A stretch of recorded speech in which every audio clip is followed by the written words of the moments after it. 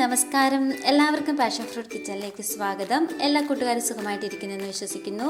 ഞാൻ ഇന്നിവിടെ തയ്യാറാക്കാൻ പോകുന്നത് റോബസ്റ്റയും ചെറുപയറും ഉപയോഗിച്ചിട്ട് നല്ലൊരു അടിപൊളി ഹെൽത്തി ആയിട്ടുള്ള തോരനാണ്. അപ്പോൾ നമുക്കതെങ്ങനെ തയ്യാറാക്കുന്നത് നോക്കിയിട്ട് വന്നാലോ. അതിനായിട്ട് ഞാൻ 1 ഗ്ലാസ് അളവിൽ ചെറുപയർ എടുക്കുന്നുണ്ട്. ഇതൊന്ന് കഴുകി വൃത്തിയാക്കിയെടുക്കാം. സിമ്പിളായിട്ട് തയ്യാറാക്കിയെടുക്കാൻ പറ്റുന്ന റെസിപ്പിയാണ്. എല്ലാം ഒന്ന് കഴുകി എടുക്കുന്നുണ്ട്. അതിനുശേഷം നമുക്ക് ഇതൊരു കുക്കറിലോട്ടൊന്ന് ആക്കി കൊടുക്കാം. ഒരു 4-5 വിസിൽ വരുന്നിടം വരെ നന്നായിട്ടൊന്ന് വേവിച്ചെടുക്കണം. എല്ലാം കുക്കറിലോട്ടൊന്ന് മാറ്റിയിട്ടുണ്ട്. ഇനി നമുക്കിത് ഗ്യാസ് വെച്ച് കൊടുക്കാം. അതിനുശേഷം ഒരു 3 റോബസ്റ്റ് ഞാൻ എടുത്തിട്ടുണ്ട്. റോബസ്റ്റ് ഇല്ലെങ്കിൽ ഏത്തക്ക എടുത്താലും മതിയാവും കേട്ടോ. ഇനി നമുക്കിതൊന്ന് ക്ലീൻ ചെയ്തെടുക്കാം. ഇതിൻ്റെ 2 സൈഡും ഇതുപോലെ ഒന്ന് ചെത്തിയിട്ട് അതിൻ്റെ തൊലി ഇങ്ങനെ ഒന്ന് റിമൂവ് ചെയ്ത് കൊടുത്താൽ മതി. പെട്ടെന്ന് അത് പോയി കിട്ടും കേട്ടോ. ഇങ്ങനെ ഒന്ന് വലിച്ചു കൊടുത്താൽ മതിയേ. ഇങ്ങനെ നമുക്കെല്ലാം ഒന്ന് റെഡിയാക്കി എടുക്കാം. സ്കിന്നെല്ലാം ഇതുപോലെ ഒന്ന് റിമൂവ് ചെയ്തെടുക്കുന്നുണ്ട്. അതിൻ്റെ വെള്ളത്തിലോട്ട് ഇട്ടേക്കണായിരിക്കും, ഇല്ലെങ്കിൽ ഇതിൻ്റെ കളറൊക്കെ ഒന്ന് മാറും, കറയിരുന്നിട്ട്. അതിനുശേഷം നമുക്കിതൊന്ന് ചെറുതായിട്ടൊന്ന് അരിഞ്ഞെടുക്കാം. ഒരു 4-5 പ്രാവശ്യമായിട്ട് പീസായിട്ടൊന്ന് കീറിയെടുക്കാം. ഇതുപോലൊന്ന് കീറിയെടുത്തിട്ട് ചെറുതായിട്ടൊന്ന് അരിഞ്ഞെടുക്കാം. നിങ്ങളുടെ ഇഷ്ടത്തിന് എങ്ങനെയാണെന്ന് വെച്ചാൽ അരിഞ്ഞെടുക്കാമേ. ഞാനിത് അരിഞ്ഞ് വെള്ളത്തിൽ തന്നെയാണ് ഇടുന്നത്, ഇല്ലെങ്കിൽ ഇത് കറുത്ത് പോകാനുള്ള ചാൻസ് ഉണ്ടാവും. പിന്നെ ഒരു 4-5 പ്രാവശ്യം നന്നായിട്ടൊന്ന് ഒലച്ച് കഴുകിയെടുക്കണം. ഇതിൻ്റെ കറയെല്ലാം നന്നായിട്ടൊന്ന് പോയി കിട്ടുമേ.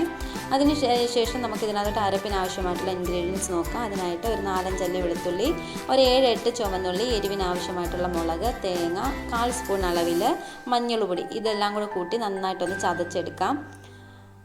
അതിനുശേഷം ഞാനൊരു പാന് ഗ്യാസ് വെച്ചിട്ടുണ്ടായിരുന്നു. ചൂടായിട്ട് വരുമ്പോൾ കുറച്ച് എണ്ണ ഒഴിച്ച് കൊടുക്കുന്നുണ്ട്. ഈ എണ്ണ നന്നായിട്ട് ചൂടായി വന്നതിന് ശേഷം കുറച്ച് കടുകിട്ട് കൊടുക്കാം. കടുക് നന്നായിട്ടൊന്ന് പൊട്ടി വരട്ടെ, അതുവരെ വെയിറ്റ് ചെയ്യാം.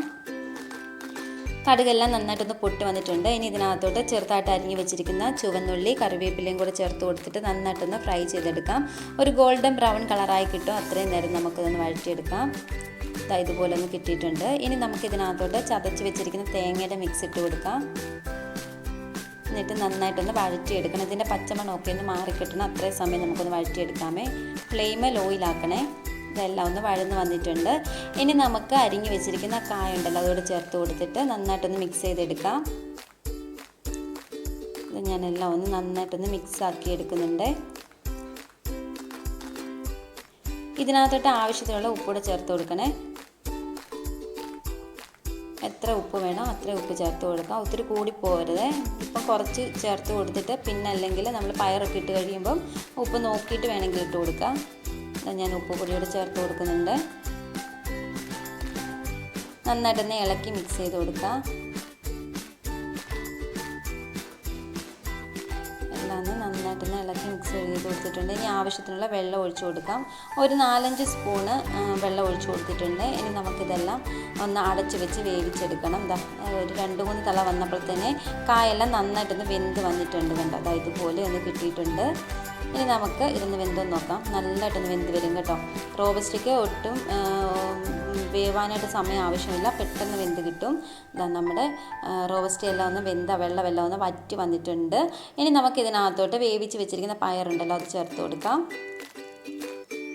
ഞാൻ പയർ ചേർത്ത് കൊടുക്കുന്നുണ്ട്. ഇനി ഇതെല്ലാം നന്നായിട്ടൊന്ന് മിക്സ് ആക്കിയെടുക്കാം.